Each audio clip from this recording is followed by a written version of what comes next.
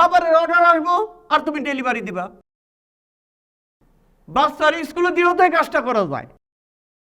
আচ্ছা ঠিক আছে, খাবারের অর্ডারটা চেক করছো?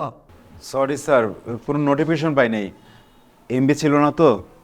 এই ভাবছিলাম অফিস থেকে বের হয়ে এমবি পড়বো। তো আমি কি তোমার এখন এমবি ভরে দেবো? ননসেন্স কোথাকার।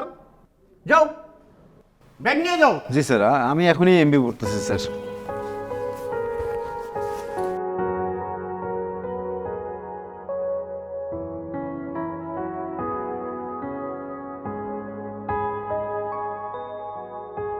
ব্যস্ত শহরে